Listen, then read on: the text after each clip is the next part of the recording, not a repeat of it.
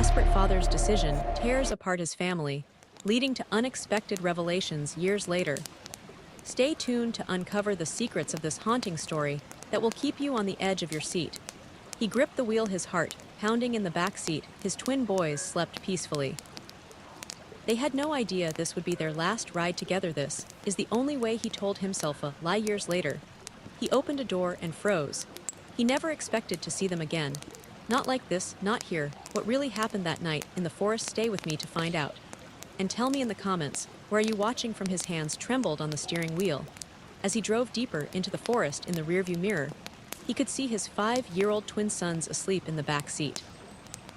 Louis with his dark skin glistening in the afternoon sun, and Jonathan with his fair complexion and light hair, the rare genetic phenomenon that had produced twins of different skin colors, had once fascinated him. Now it was just another reminder of the life he was abandoning. What kind of father does this? He whispered to himself, tears welling in his eyes. But desperation had a way of making the unthinkable seem like the only option. 3 months. Without work and eviction, notice on the door, empty cabinets.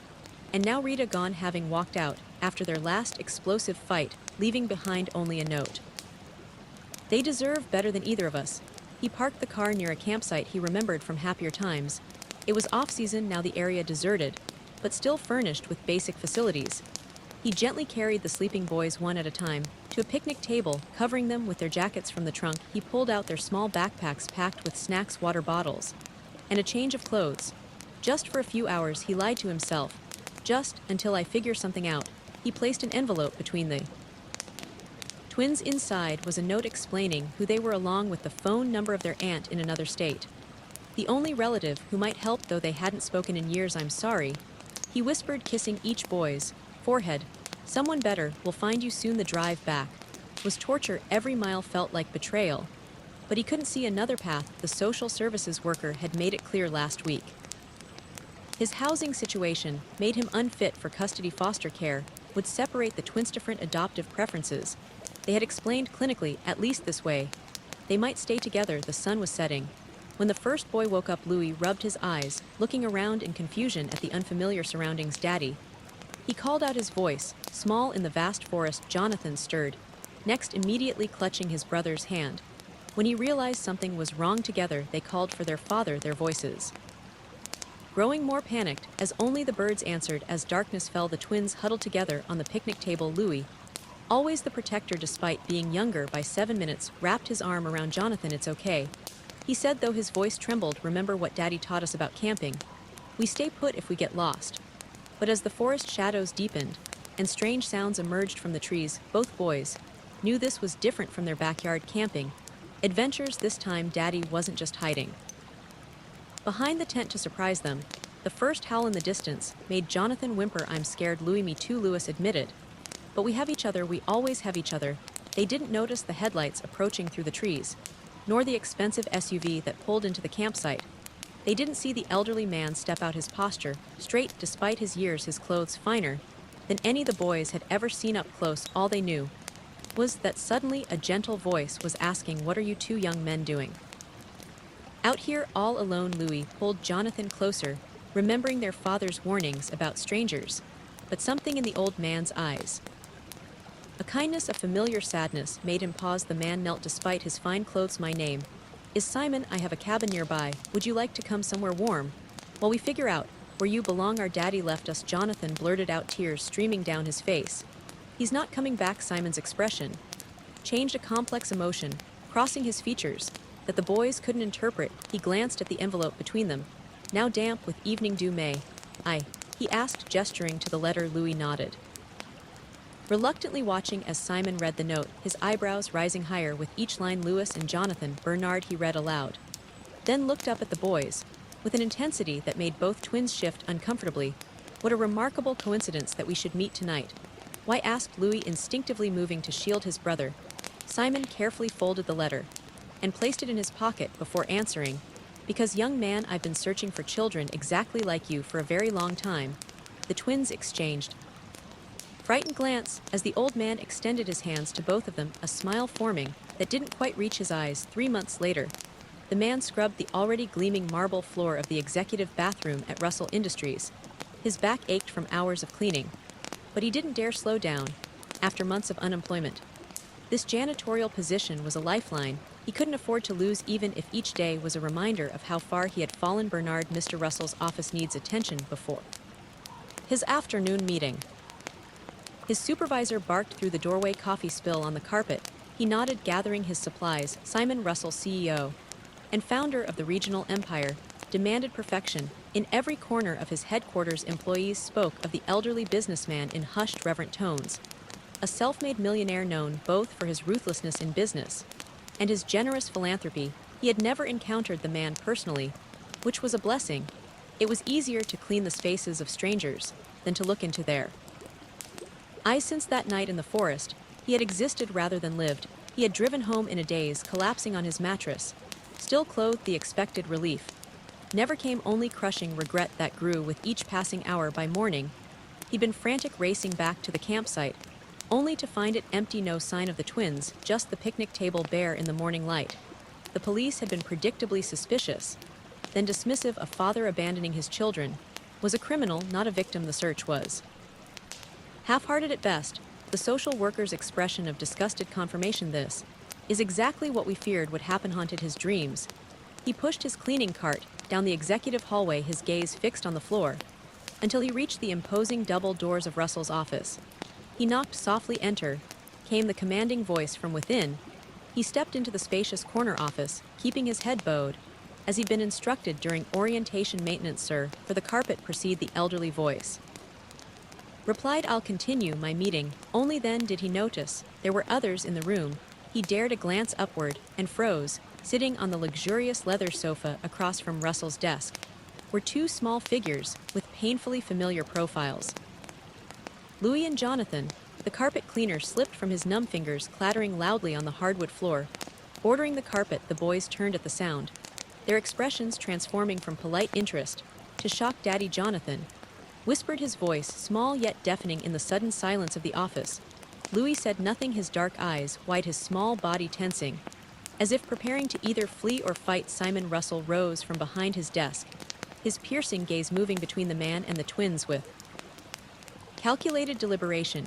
You know this man, boys. He couldn't breathe. His sons, alive, well-dressed, seemingly unharmed, sat in his employer's office like they belonged there. Jonathan wore a small button-up shirt that probably cost more than he made in a day. Louis's shoes were polished leather, not the worn sneakers he'd last seen him in. Answer me, boys, Russell prompted when the twins remained silent, still staring at their father. He's our biological father, Louis finally said, his young voice carrying a formality that had never been there before. The one who left us in the forest. The words struck the man like physical blows. He reached for the wall to steady himself. Louis, he managed. Jonathan, I made a terrible mistake. I came back for you the next morning. But that's enough, Russell interrupted, his tone ice cold. Boys, please wait with Miss Jenkins. In the outer office for a moment, a woman he hadn't noticed stepped forward from the corner of the room, gently guiding the twins toward the door. Jonathan glanced back, his expression between confusion and longing. Louis kept his eyes straight ahead, his small shoulders rigid when the door closed behind them. Russell turned to the man. Explain yourself, quickly. His mouth worked soundlessly for a moment before words tumbled out. They're my sons. I was desperate, homeless, jobless. Their mother left. I thought someone would find them quickly, someone who could give them what I couldn't. The justifications sounded hollow, even to his own ears. Someone did find them, Russell said, circling his desk like a predator. Me, are you fostering them? He asked, a flicker of hope kindling that perhaps he might somehow stay connected to his boys. Russell's laugh was short and without humor. I've adopted them, Mr. Bernard, legally and permanently. The paperwork was finalized last week. The court was quite sympathetic to my petition given the circumstances of their abandonment. The room seemed to tilt beneath his feet. Please, he whispered, there, all I have had. Russell corrected sharply. And you discarded them like trash. I need to explain to them. No, Russell interrupted, you've lost that right. What you need to do is leave this office and submit your resignation immediately. My job, did you think you would continue working here? That you would have access to my sons? Russell's emphasis on the possessive pronoun was unmistakable. I protect what's mine, Mr. Bernard, always, please. He begged, desperation rising. At least let me talk to them. Just once. Russell considered him coldly. Perhaps, he said finally, under my supervision. But first, I need to understand something. He leaned forward, his voice dropping to a near whisper. What kind of man abandons his children in the wilderness to die? I didn't want them to die. I thought actually Russell interrupted again. I'm more interested in why you chose that particular campsite of all the places you could have left them. The question was so unexpected that the man could only stare in confusion. I'd been there before it seemed safe enough with the picnic tables and the emergency phone at the ranger station nearby. A strange expression crossed Russell's face, something almost like recognition, followed by calculation. Interesting. He murmured, very interesting. He straightened, adjusting his expensive suit jacket. One more question, Mr. Bernard. Did you ever wonder why your twins have different skin colors?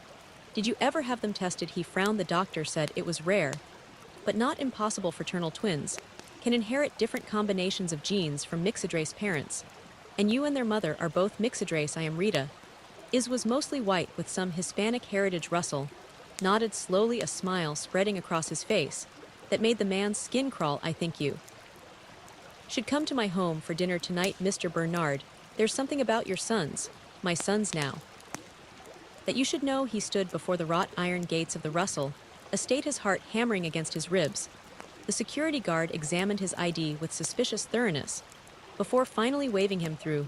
As he walked up the curved driveway, the mansion loomed ahead, a sprawling testament to wealth that made him acutely aware of his worn shoes and the second-hand suit he'd frantically purchased that afternoon. The front door opened before he could knock. A uniformed housekeeper greeted him with practiced politeness. Mr. Bernard, please follow me. Mr. Russell is expecting you in the study. He followed her through the marble foyer, past rooms larger than his entire apartment, trying to absorb the reality that his sons now lived in such opulence. Framed photographs lined one hallway, pictures of Louis and Jonathan at a playground on horseback, blowing out candles on what must have been their 6th birthday. Their smiles seemed genuine, which both relieved and devastated him. The housekeeper stopped at a heavy wooden door, knocked twice, then gestured for him to enter. Simon Russell sat behind an antique desk, looking more relaxed than he had at the office, though no less imposing. He gestured to a leather chair. Sit down, Mr. Bernard. He remained standing. Where are my sons? Having dinner in the kitchen. You'll see them shortly. Russell leaned back.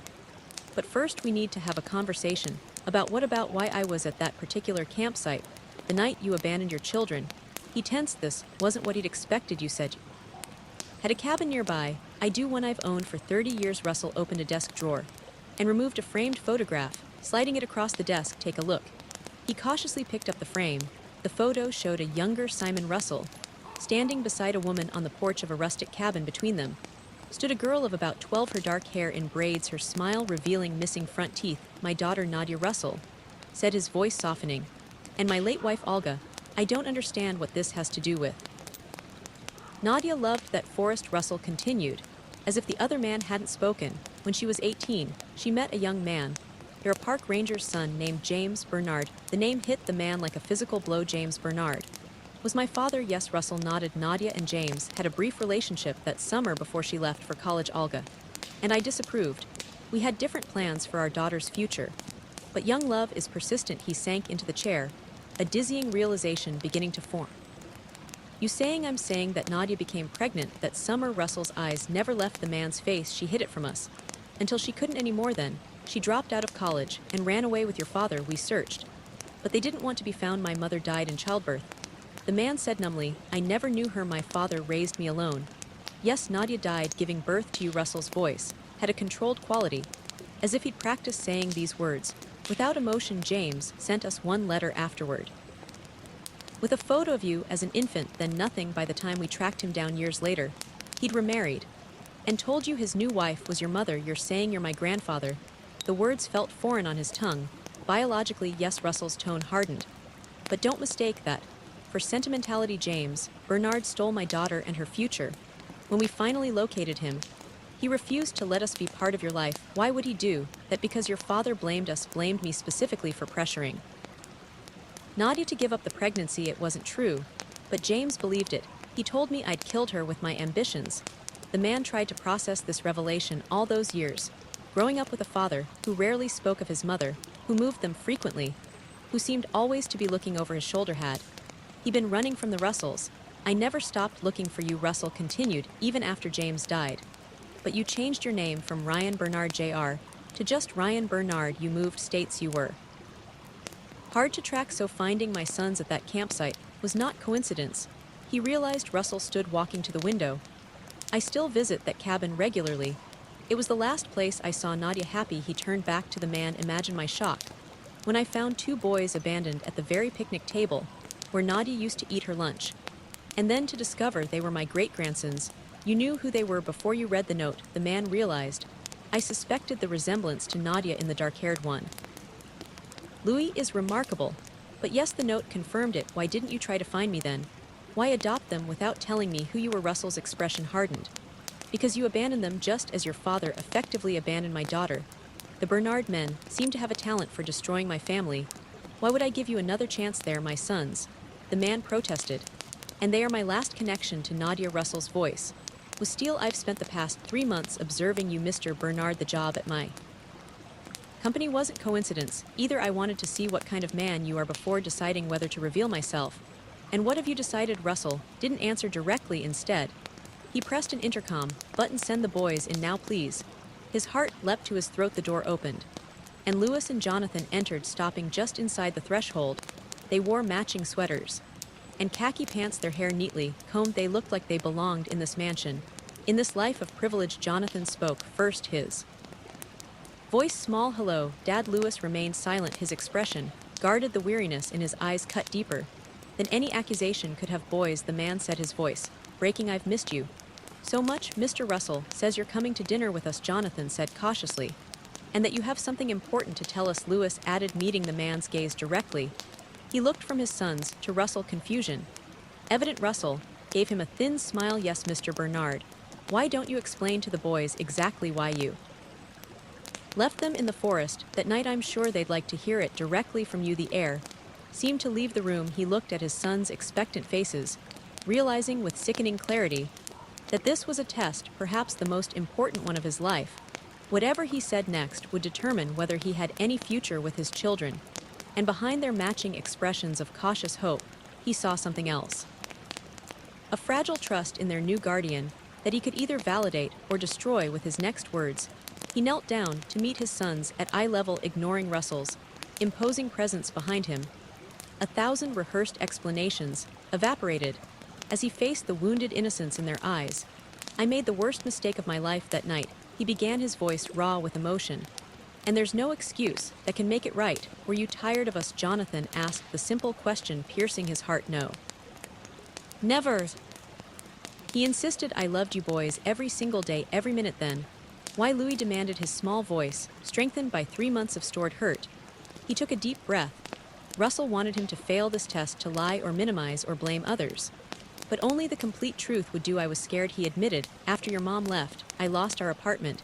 I couldn't find work. The social worker said they'd put you both in foster care, but probably in different homes. His voice broke. I thought someone would find you quickly at the campsite, someone who could give you everything. I couldn't, but you just left us there. Louis said, his eyes glistening. You didn't even say goodbye. Because I was a coward. He said, a tear tracking down his cheek. I told myself I was doing it for you. But I was wrong, so wrong. I came back the next morning, but you were already gone. I've been searching for you ever since. Jonathan shifted his weight from foot to foot. Mr. Russell says we live with him now. He's our great-grandpa. I know. He swallowed hard. And he can give you things I never could, like ponies. Jonathan added seriously, and our own rooms. And school with no bullies. He nodded, the knife of inadequacy twisting deeper. That's right, Louis, always more perceptive, asked.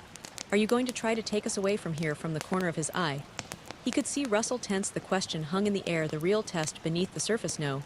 He said finally, I won't take you away from safety and stability, not again. He looked up at Russell. But I'm asking for the chance to be part of your lives, to earn back your trust day by day.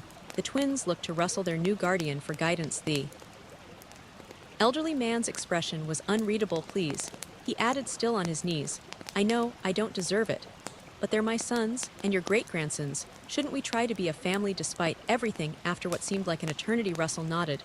Once dinner is served in the main dining room, boys, show your father the way. Jonathan immediately grabbed his hand, tugging him toward the door with the simple forgiveness of childhood. Louis hesitated, then offered his hand as well, his eyes still wary, but willing. As they left the study, he heard Russell murmur, This isn't over Mr. Bernard, not by a long shot. The grand dining room, dazzled with crystal and silver, the table long enough to seat 20. Though only 4 places were set, the boys chattered through dinner, recounting their adventures of the past months. Horseback riding lessons, a trip to the seaside, their new school. Their father listened, grateful for every word yet aching at all he'd missed. Russell watched the exchange with calculating eyes, occasionally prompting the twins to share specific stories that highlighted the advantages of their new life. And tomorrow, Jonathan announced excitedly over dessert, "We're going to meet our grandmother." The man looked up sharply. "Your grandmother, my Olga, passed decades ago," Russell explained. Jonathan is referring to his maternal grandmother, Rita's mother. "She's flying in tomorrow. Mrs. Harris is coming here." He set down his spoon, stunned. But Rita hasn't spoken to her parents in years, not since they disowned her. For he trailed off, suddenly aware of the twins' attentive expressions. "For marrying you," Russell finished smoothly. "Yes, she mentioned that unfortunate estrangement. When we spoke last week, the room seemed to tilt." "You've spoken to Rita?" Russell dabbed his lips with a napkin. "Of course. When I found her sons abandoned, locating their mother was a priority. It took some doing. But eventually, my investigators found her in Seattle." Seattle, he repeated numbly. "Is she coming too?" "Not yet. She's completing a rehabilitation program, 45 days clean." So far, the man absorbed this information, relief and anger warring within him. Rita was alive, getting help, while he'd been breaking under the pressure. She disappeared into addiction. "Boys," Russell addressed the twins, "it's nearly bedtime. Why don't you say good night to your father?" "Well, I have a word with Mrs. Jenkins about tomorrow's arrangements." Obediently, Louis and Jonathan slipped from their chairs. Jonathan hugged him immediately, while Louis offered a more tentative embrace. "Will you come back tomorrow?" Jonathan asked hopefully. He looked to Russell, who gave an almost imperceptible nod. "Yes, I'll be here." After the boys left with the housekeeper, silence fell heavily between 2 men. Russell poured himself a small glass of amber liquid, not offering one to the other man. Rita Harris was quite forthcoming. Once she understood the situation, he said. "She confirmed what the DNA tests already told me." "DNA tests?" He tensed. "Standard procedure in adoptions these days." Russell replied smoothly, "Especially in unusual cases like this one." "What did the tests show?" Russell studied him over the rim of his glass. "They confirmed that Jonathan is your biological son, but Louis is not." The statement hung in the air like a thunderclap. The man shook his head in denial. "That's impossible. They're twins born minutes apart." "I was there superfetation," Russell said the clinical term dispassionately, "a rare phenomenon where a woman continues to ovulate after becoming pregnant, resulting in a second conception. Days or weeks later, the children develop simultaneously and are born together. But they're half-siblings, not twins, different fathers." "Rita, wouldn't he?" began, then stopped, memories flooding back. Their brief separation 6 years ago, during a rough patch early in their relationship. The reconciliation, the surprising pregnancy announcement. Just weeks later. "She didn't tell you," Russell observed. "But she told me during our conversation. She admitted that Louis's biological father is a man named Daniel Lanier." He sipped his drink. "A man currently serving 10 years in state prison for armed robbery." Incidentally, the man sat in stunned silence, his world shifting yet again. All these years he'd raised Louis as his own, never questioning the rare genetic explanation for the twins' different appearances. The revelation should have changed how he felt. But it didn't. Louis was his son in every way that mattered. "Does this change things for you, Mr. Bernard?" Russell asked, watching him intently. "Now that you know one of your sons isn't yours biologically." The question carried the weight of yet another test. The man met the older man's gaze steadily. "No, it changes nothing. I've been Louis's father since the day he was born. Biology doesn't make a family, love does." Something shifted in Russell's expression, a softening perhaps, or recognition. "Then perhaps there's hope for you yet," he said quietly, "because tomorrow, Mr. Bernard, we begin negotiations." "Negotiations?" Russell set down his glass. "With deliberate precision for your role in the boys' lives moving forward. I've spent 30 years searching for my daughter's child, only to find the last piece of Nadia in those boys. I won't lose them." His voice hardened. "But I'm old enough to know that children need their parents, even flawed ones. So we'll create an arrangement, one that gives the boys stability and advantages, while allowing you to remain in their lives on your terms." The man said, understanding dawning. "Yes, which will include you moving into the guest house on this property, accepting the position I'll create for you at my company, and adhering to certain standards of behavior." Russell stood, signaling the end of the conversation. "Unless, of course, you'd prefer to walk away." Again, the implication was clear. This was Russell's world now, and the man would either adapt to it or lose his sons forever. As he was escorted to the door, his mind reeled with the day's revelations. His grandfather Rita's recovery, Lewis's parenthood, and now this devil's bargain from Russell, a chance to be with his children. But under the controlling thumb of a man with 3 decades of resentment, at the threshold Russell placed a hand on the man's shoulder, his grip surprisingly strong for his age. One more thing. He said, his voice low. Rita mentioned something curious during our conversation. She said that on the night she left, she called someone to pick her up. She claimed it was a rehabilitation center. But the number doesn't match any facility in the area. His eyes bored into the man. I wonder who might have helped her disappear so conveniently. Just before you made your fateful decision. The question hung between them, laden with suspicion and unspoken accusations. As the heavy door closed between them, he spent a sleepless night in his sparse apartment, Russell's final insinuation echoing in his mind. Someone had helped Rita disappear just before he'd made his desperate choice. But who and why would Russell care after all this time? By morning, he'd made his decision.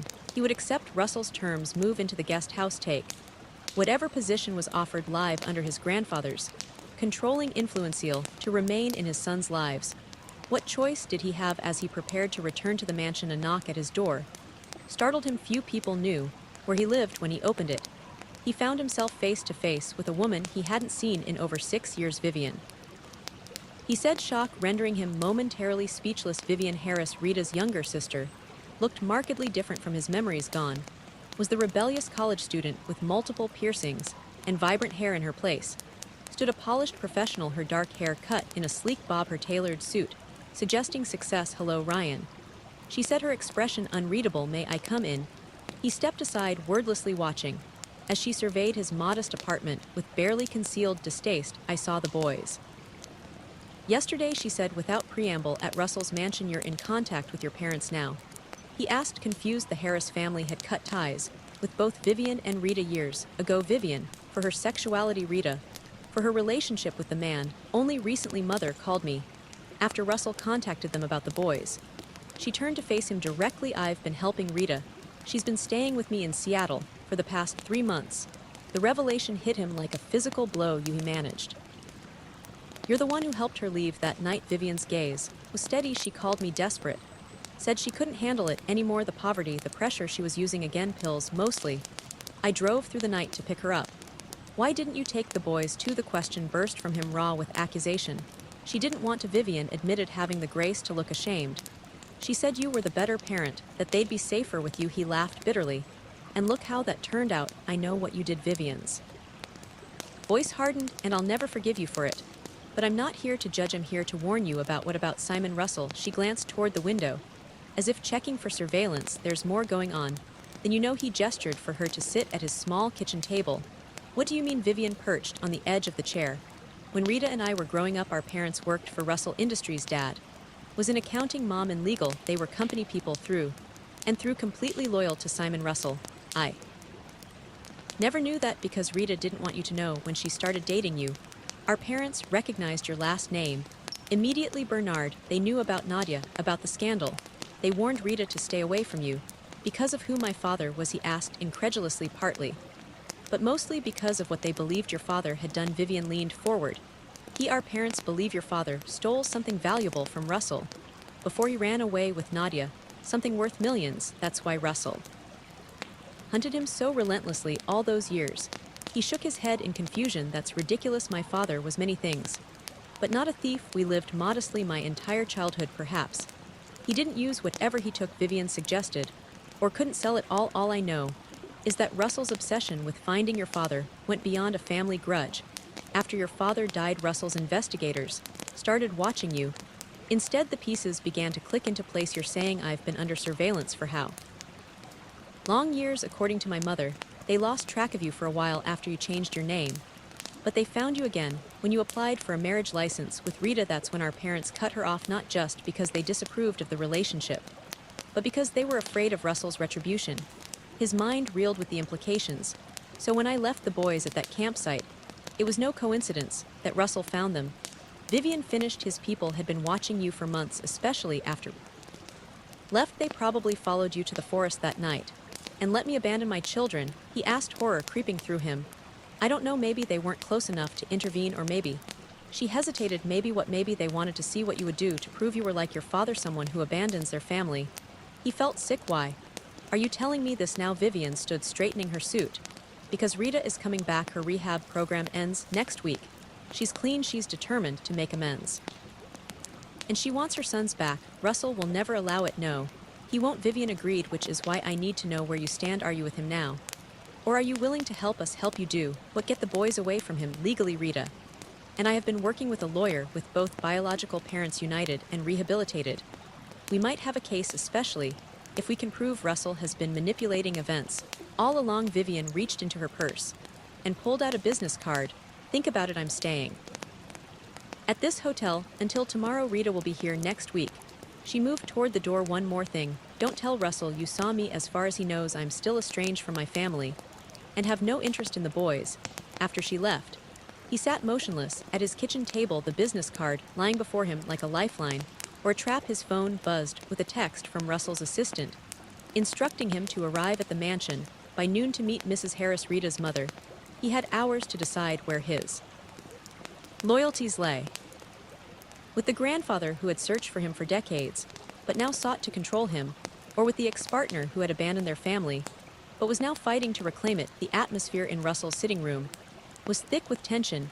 Evelyn Harris, a silver-haired woman with Rita's eyes and a rigid posture, sat perched on an antique settee beside her husband James, a man whose once powerful frame had begun to stoop with age. The twins sat between them, Jonathan chattering happily, while Louis observed the adults with his usual careful scrutiny. Their father stood awkwardly by the fireplace, hyper-aware of the difference between his department store suit and James Harris's bespoke attire. Russell presided over the gathering from his armchair, the picture of the benevolent patriarch.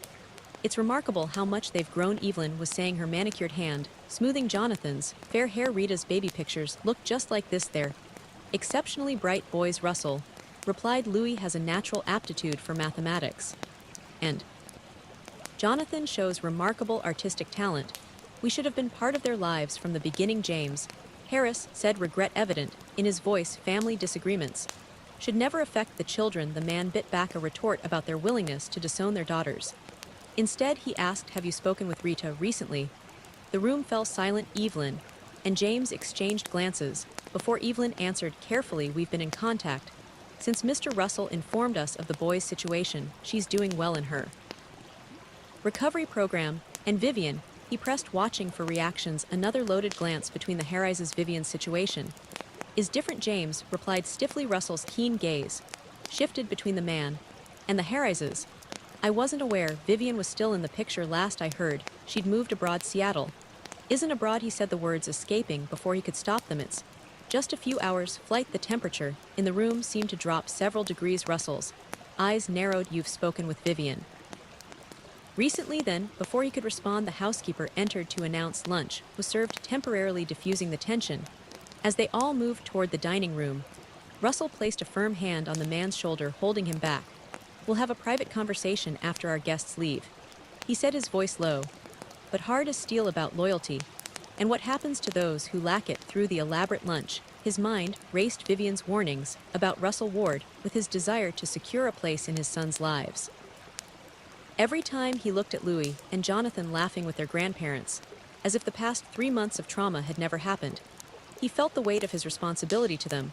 When the meal concluded, Russell invited the Harrises to tour the gardens with the twins. As they left, he turned to the man now. He said, all pretense of warmth gone, tell me exactly what Vivian Harris said to you. And when she came to my apartment this morning, he admitted seeing no point in lying. She said she's been helping Rita recover in Seattle, and she suggested that you've had me under surveillance for years, that finding the boys at that campsite wasn't coincidence. He met Russell's gaze directly. Is it true? Russell's expression remained impassive. Does it matter? The outcome is the same. Your sons are safe, well cared for, and you have an opportunity to remain in their lives. It matters to me. What matters, Russell countered, is what Vivian is really after. Did she mention Rita wanting custody of the boys once she completes rehab? So he knew yes. The man acknowledged. And did she ask for your help in challenging my adoption? She wanted to know where I stand, where you stand, Russell repeated softly, dangerously. An interesting choice of words, considering your standing in my home, being offered my generosity. After abandoning your children to the elements, he moved to a sideboard and poured himself a drink. Let me be clear, Ryan. I can offer those boys everything: education, opportunity, connection, legacy. What can Rita offer fresh out of rehab with a history of abandonment? What can you offer living paycheck to paycheck when you can find work at all? Love, the man said simply. Their parents love. Russell scoffed. Love doesn't pay for college or open doors or secure futures. It did for my father, he countered. He chose love over wealth when he left with Nadia. And despite everything, I think he made the right choice. Something flashed in Russell's eyes, a genuine pain that momentarily cracked his composed facade. Your father took more than my daughter. When he left, he took something that belonged to me, something irreplaceable. What the man asked, Vivian's words echoing in his mind. What did he take? Before Russell could answer, a commotion erupted from the garden. The French doors burst open, and Louis ran in, his face streaked with tears. Dad, he cried, making straight for the man. Rather than Russell, Jonathan fell into the pond. Grandpa James jumped in after him, but he's not moving either. He was already running toward the garden, Russell close behind when Louis grabbed his hand, stopping him. Dad, the boy said, his eyes wide with fear. Before Jonathan fell, I heard Grandma Evelyn talking on her phone. She said, "It's time. The boys are by the water. No one will suspect." The man froze. Louis's words hitting him like a physical blow. Stay here, he commanded, pushing the boy toward Russell. Don't leave his side. He sprinted through the French doors into the garden, heart hammering against his ribs. The ornamental and lay at the bottom of a gentle slope, surrounded by weeping willows. As he rounded the trees, he saw James Harris face down in the water near the edge, unmoving several yards away. Evelyn stood with her hands pressed to her mouth, seemingly in shock, and Jonathan. Where was Jonathan? A splash from the center of the pond caught his attention. A small hand broke the surface. Before disappearing again, without hesitation, he dove into the cold water, powerful strokes carrying him to the spot where he'd seen his son. He took a deep breath and plunged beneath the murky surface, arms outstretched, searching desperately. His fingers brushed against fabric, and he grabbed hold, pulling Jonathan toward him. The boy was limp, his eyes closed, lips tinged blue. Breaking the surface, he gasped for air, cradling Jonathan's head above water as he swam one-armed toward the shore. Help, he shouted, though his voice sounded distant to his own ears. Someone help us. As he neared the edge, hands reached down. Gardner and one of Russell's security personnel, who'd come running at the commotion. They pulled Jonathan from his arms, laying him gently on the grass. The man scrambled up beside them, dimly aware that others were pulling James Harris from the water nearby. He's not breathing, the security guard said, his fingers at Jonathan's neck. Move. He commanded, years of mandatory CPR training at his various jobs. Taking over, he positioned Jonathan correctly, began chest compressions, counting under his breath. Come on, buddy, come on. After 30 compressions, he tilted Jonathan's head back, pinched his nose, and gave 2 rescue breaths. Nothing, he resumed compressions, aware of sirens in the distance. Please, Jonathan, please. On the 3rd cycle, Jonathan suddenly convulsed, water spewing from his mouth. As he coughed violently, he turned him onto his side, relief washing over him as his son took ragged breaths. Dad, Jonathan whispered, his voice barely audible. I'm here, he said, gathering the boy carefully into his arms. I've got you. Only then did he look up, taking in the scene around him. Paramedics were working on James Harris a few yards away, their expressions grim. Russell stood at the top of the slope, one hand firmly on Louis's shoulder, the other holding a phone to his ear, and Evelyn Harris was being restrained by 2 security personnel, her composure shattered as she screamed incoherently. Hours later, the man sat in a hospital corridor, his clothes still damp, a blanket wrapped around his shoulders. A police officer stood nearby, occasionally glancing his way. Down the hall, more officers were stationed outside 2 rooms.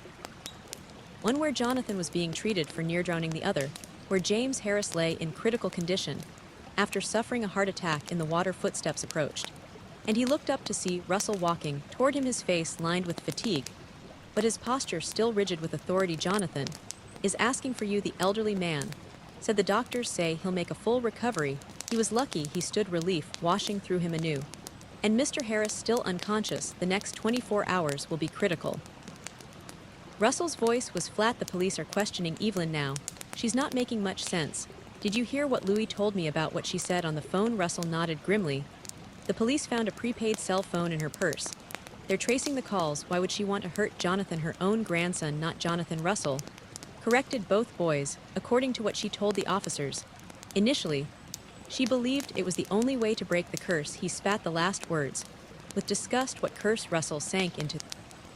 Chair beside him suddenly looking every one of his 80 years. The Harris family has worked for me for 3 generations. James's father was my most trusted attorney during the early days of Russell Industries, Vivian mentioned.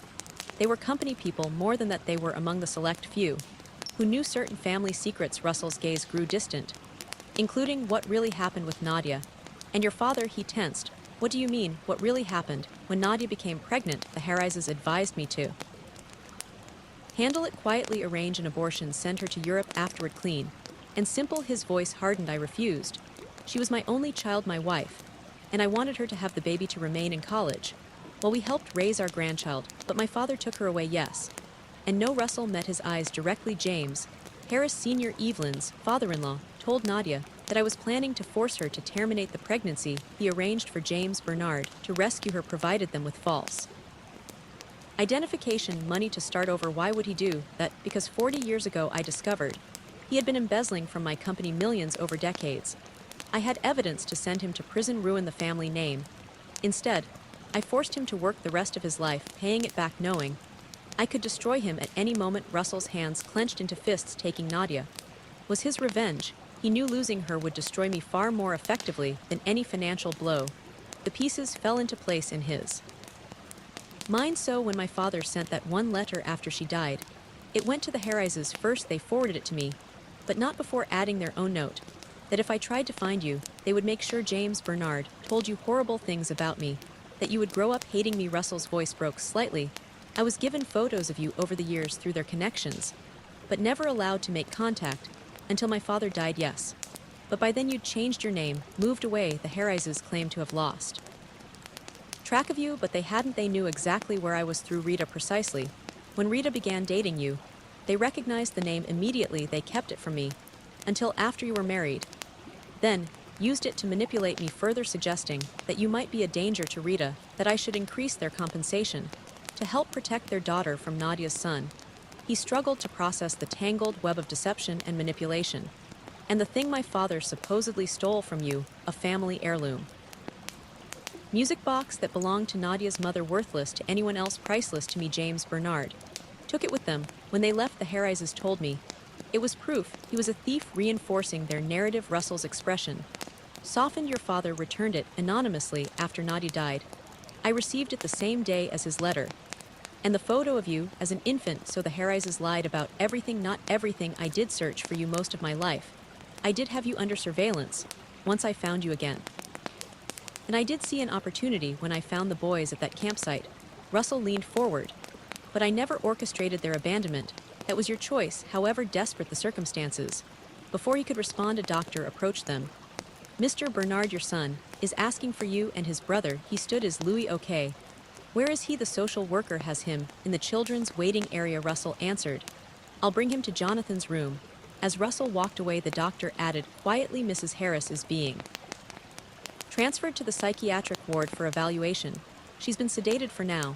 And Mr. Harris stable, but critical. The heart attack was severe. He nodded his thanks and headed toward Jonathan's room, his mind reeling from all he'd learned. As he approached the door, he saw Vivian standing outside, her face pale with worry. How is he? She asked. Immediately, he's going to be okay, he assured her.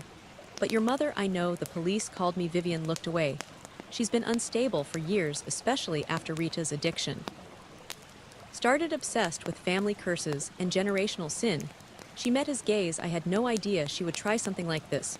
What happens now? Vivian shrugged helplessly. Dad will probably never leave the hospital. Mom will need long-term psychiatric care. And Rita? She trailed off. Rita, she checked herself out of rehab when she heard what happened. She's on her way here now. He absorbed this news, unsure how to feel. As complicated as his relationship with Rita had become, she was still the mother of his children. And you, what do you want in all this? Vivian's answer was interrupted by Louis running down the hall, Russell following at a more measured pace. Dad, is Jonathan really okay? The boy asked, skidding to a stop. He's going to be fine, he assured him, placing a hand on his shoulder. And you were very brave telling us what you heard. You saved your brother's life. Louis glanced between the adults uncertainly. Are people going to keep trying to hurt us? The innocent question cut to the heart of everything. He knelt to meet his son's eyes. No. I promise you no one will hurt either of you again. Not while I'm here. We're all going to make sure of that, Russell added, joining.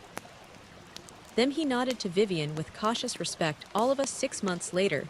He carried the last box through the doorway of the small house, setting it down in the sunny living room, where the twins were arguing good-naturedly over which bedroom belonged to whom. Both rooms are exactly the same size, he assured them for the 10th time, but mine gets the morning sun.